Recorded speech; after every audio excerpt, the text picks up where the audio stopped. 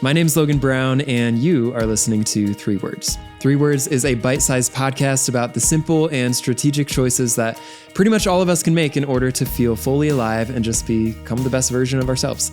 Today, I'm actually really excited. I'm chatting with my good friend, Trevor Lee. Trevor's actually the guy that got me into photography in the first place, and he's an incredible photographer.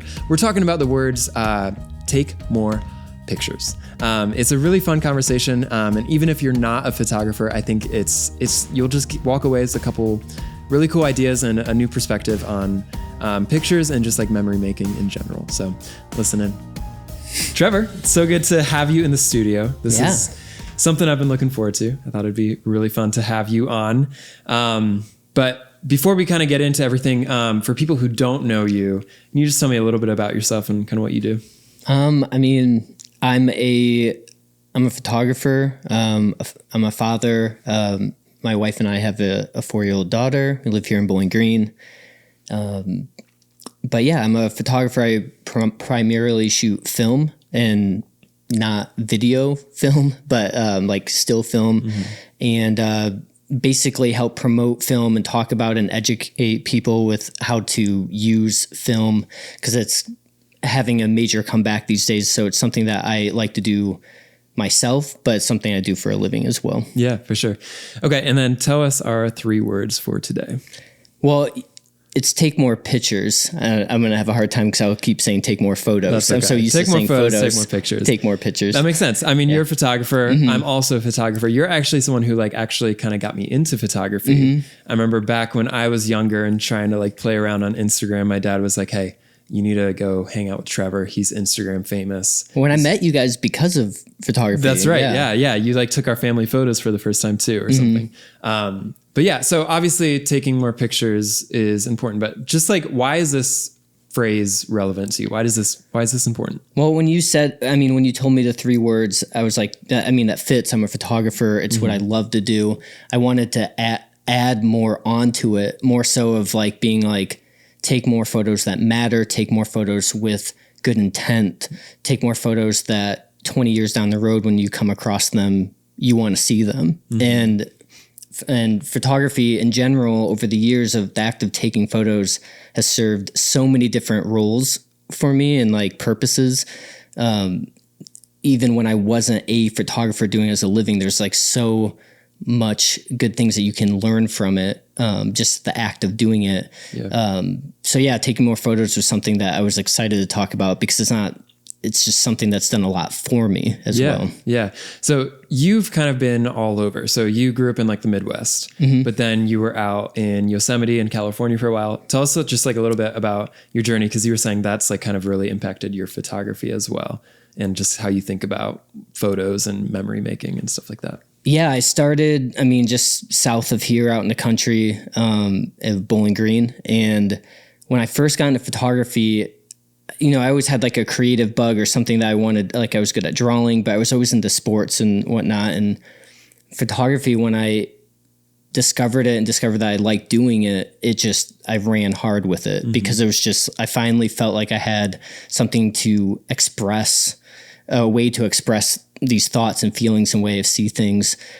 And where I grew up, I didn't feel like I had that as much, because I was always in sports and it just didn't fit. So photography really served a really cool purpose when I was in Ohio, of when I was growing and getting to know myself, being more confident with talking with people about taking a portrait of someone, because it's a really intimate thing to just go up to someone and say, I want to photograph you. I want to take a photo. So there was that part. And then moving out to Yosemite, by the time Yosemite happened, I was way more confident with what I was doing. And I was more in this phase of going hard and getting the best photos. But I learned a lot during Yosemite, because at one point I was more about getting the best photos, a mountaintop person. I didn't want to get out of bed and do anything other than the craziest thing. And that's how I viewed photography as well. But it was not sustainable. And I started realizing that I was going places only to take photos, only to take more photos. So that's how I got into film, actually, was to limit myself with 36 exposures. And focus on photographing the people I went on these hikes with to like remember this stuff and more details like that. And then I was in Yosemite for 3 years, and then outside of Yosemite, but still in California when I met my wife, and we had our daughter for 6 years. Mm-hmm. And that was a different phase of just ordinary when it came to what I was used to. Like, it was learning how to sit and be calm and, you know, not be on a road trip all the time or climbing mountains or whatever, and learning how to be creative in a basement, being creative in my backyard, my street that I see every day. I'm just going to pause this episode real quick. Thanks for listening. I hope you're enjoying the conversation with Trevor. One thing that you could do to really help us out is share this episode with a friend who maybe is getting into photography, or a friend who's a photographer. I think they might really enjoy it. Okay, now back to the episode. So you're a photographer. Mm-hmm. I'm a photographer. Obviously, this is important to us. We care about photos. But for like the average Joe, maybe they aren't like a photographer. They just have like an iPhone. Like, why do you think this like idea of taking more photos is still like an important thing for anybody? I think it's multiple ways. There's multiple things that can be really important for people. One, I think we live in a social media world, so there's like all this focus on taking photos that would work for social media, and it's more about focusing, in my opinion, taking on photos that you want to see 20 years from down the road, or that you want to show your kids someday. Focusing more on being more intentional with your photos and focusing on emotion and, just quality over the quantity aspect. But then also, I think for a lot of people, like I brought my camera with me. I think for me, I used to always make fun of people that liked fidget spinners and those things. Yeah.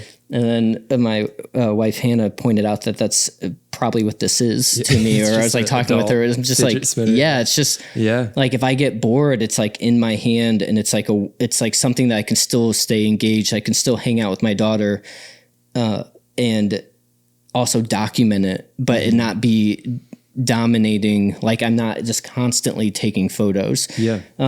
But yeah, for people that aren't per se photographers, and they don't think that they're creative, my dad, he can barely draw a stick figure. But one time I gave him a camera, and I was just so amazed with the photos that he took. And it was like, because he has skills that I don't. He's really personable. He was like walking up to like people on the street and making their day by taking a portrait.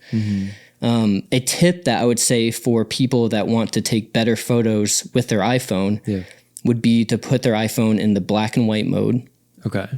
And the reason why is because boring scenes are boring in black and white. Okay. You can't rely on color with it. So if you have black and white on, you're focusing on emotion, light, color, texture, substance.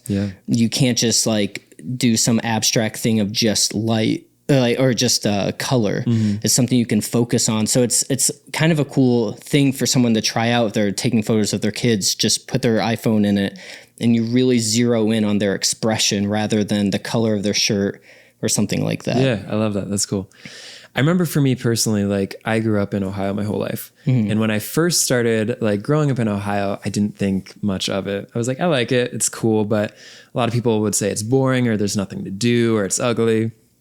But for me, when I started like getting into photography, it was like, it just like really gave me such an appreciation for like the little things. And I now think Ohio is like one of the most beautiful places. Like I've been to Yosemite, even with you. And like still after Yosemite, I was excited to come back here and take more photos. Cause I think like when you view life through like a photographer's lens, like there's just so much beauty in like everywhere. It's like the way the light hits. It's like waking up early for sunrises. It's just like being present for those little moments that like most people would just like completely walk by and completely miss. So I feel like for me, like that's like, that has changed my life more than anything. It's just like, I feel like I have such this appreciation for like the world that I absolutely would not have if I wasn't like always like looking for like a beautiful composition or a beautiful scene, No, I agree. I mean, I used to joke around that Yosemite was kind of a cheat code. Yeah. And it's hard to take a bad photo. It's really easy. It's hard to take a bad photo, but also hard to take a photo that's unique and creative there because it's been photographed a million times. Yeah. So like here you can really truly be creative and tell a story that it's not told as much, but it's lived by everyone that's here. So it's like you can really take photos that speak to people that are in your community because everyone's seen all those other places. Yeah. So yeah, I agree. It is kind of nice to come, like I missed when I was out there, I missed like foggy days, overcast days, flat, nothing, like the simplicity of that. It really, yeah. Yeah, I love that.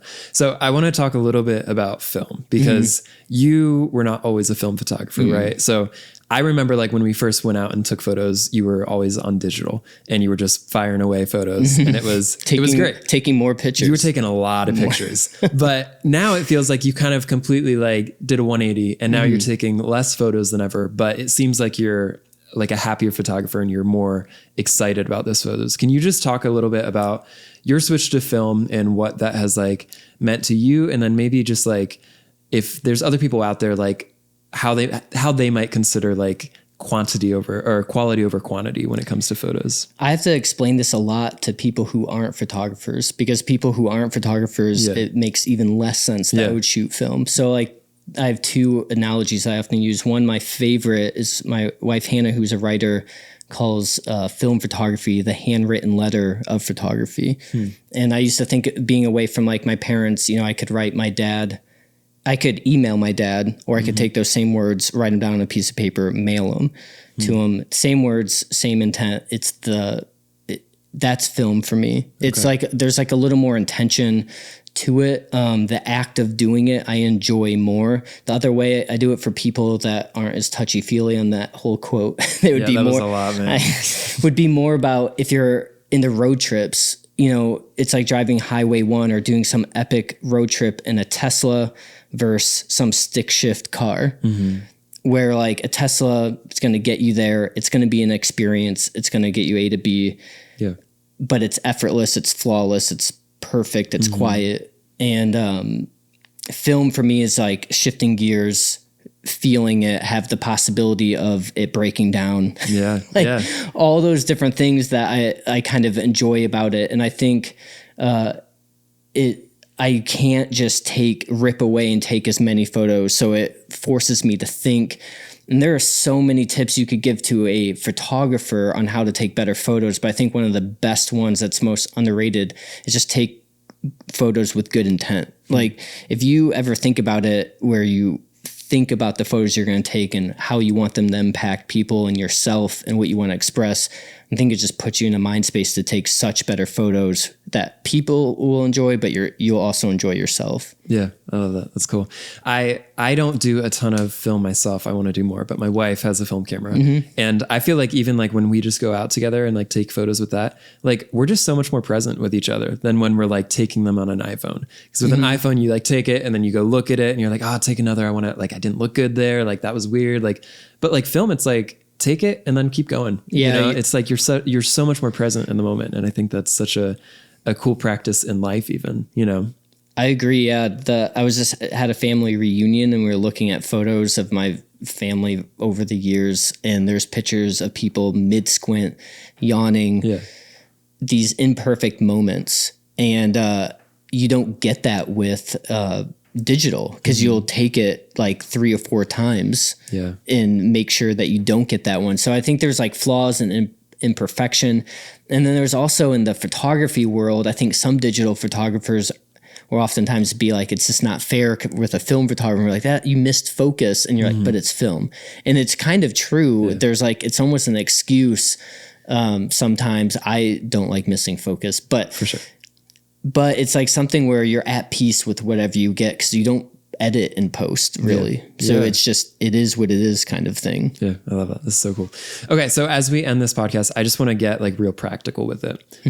What are some like tips or advice that you would give to people in order to take more photos, or I guess like take more meaningful photos that like fully capture like a moment? I mean, I would say what I was saying earlier is to focus on the story that you want to tell, focus on what you want to, you know, if it's your family, really just focusing in on your family, getting close, take a photo and then put it down. That's something that I need to work on sometimes, where I just want to keep taking photos. Get the photo, be intentional about it. And also remember that sometimes when you're taking a portrait of like your spouse, your friend, or something, that oftentimes instead of telling them the smile is doing something that makes them smile. Like, I could be like, how did you and Dea meet? And then you could tell me a story, and I don't want to take a photo of you mid talking. It'd be like, Dea is amazing. You did, like, I'm so happy for you that met such an incredible person. Make a statement that you respond to with, a genuine expression, get that portrait. And you could do that with kids. That's actually easier to do with kids because we just make noises and stuff like that. But you can actually take that approach with photographing your spouse is like a compliment, instead of saying, hey, smile or do this. Engage them to get that reaction. Yeah. Oh, that's so cool. This was so fun. I loved like chatting with you about this. These podcasts are pretty short, but it was so fun with you. For sure. But this was so much fun. And I think it's just like, it's such a good practice for all of us. Like, we have these things in our pockets that can take amazing photos. But we also can just like choose to be more present and take more meaningful photos along the way. I do want to let, like, your stuff is so good. So if people want to follow you, it's at Trev Lee on Instagram. Is that like the best place probably? Yeah, that'd be the best place. Okay. Yeah. It's so cool. So anyway, thanks so much for being here. Yeah, it was great talking with you. Yeah. Thanks. Thank you again for listening into this episode. I hope you took something away from it and enjoyed it. If you want to stay connected to DMB coaching and all the stuff that we're always doing, one way to do that is to subscribe to our monthly newsletter. You can do that at dmbcoaching.com/subscribe. This is a great place to get some never before seen content and just stay connected to all the cool things we have going on. Other than that, thank you again for listening in, and we will see you in a couple weeks.